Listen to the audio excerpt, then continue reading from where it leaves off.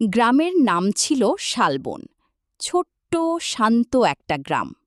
কিন্তু গ্রামের এক কোণে ছিল একটা পুরনো ভাঙা বাড়ি। আর সেই বাড়ির পেছনে ছিল এক গভীর কুয়ো। লোকজন বলতো, ওই কুয়োর কাছে রাতে যাস না, সেখানে কেউ থাকে। গ্রামের ছেলে রাহুল এসব বিশ্বাস করত না। এক রাতে সে তার বন্ধু মিঠুকে বলল, চল আজ দেখে আসি সত্যি ভূত আছে কিনা। না রে, সবাই তো মানা করে। কিন্তু রাহুল টর্চ নিয়ে বেরিয়ে পড়ল। রাত তখন প্রায় 12টা। চারদিকে ঝিঁঝি পোকার শব্দ, ঠান্ডা বাতাস আর দূরে কুকুরের কান্না। দুজনে ধীরে ধীরে ভাঙা বাড়িটার কাছে পৌঁছাল। হঠাৎ খট খট খট, উপরে কার যেন হাঁটার শব্দ। মিঠু ভয় পেয়ে বলল, রাহুল, কেউ আছে। রাহুল টর্চ জ্বালাতেই দেখল ভাঙা বারান্দায় সাদা কাপড় পরা একটা লম্বা ছায়া দাঁড়িয়ে আছে। ছায়াটা ধীরে ধীরে তাদের দিকে তাকাল। তার চোখ দুটো লাল আগুনের মতো জ্বলছিল।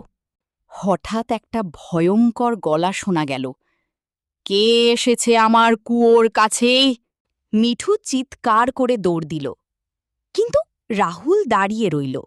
ঠিক তখনই কুয়োর ভিতর থেকে বাঁচাও বাঁচাও শব্দ ভেসে এলো।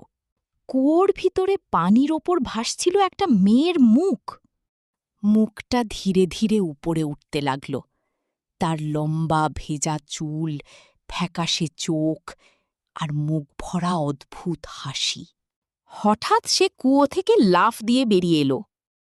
রাহুল প্রাণপণে দৌড়াতে শুরু করল। পিছন থেকে শুধু ভেসে আসছিল সেই ভয়ঙ্কর হাসি। হা আ আ আ।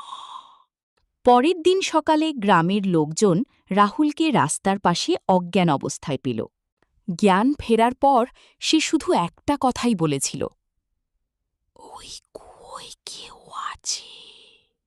তারপর থেকে আজও রাতে শালবনের সেই কুয়োর পাশ দিয়ে কেউ যায় না।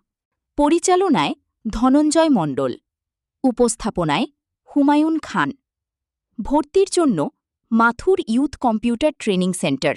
যোগাযোগ 8348381618।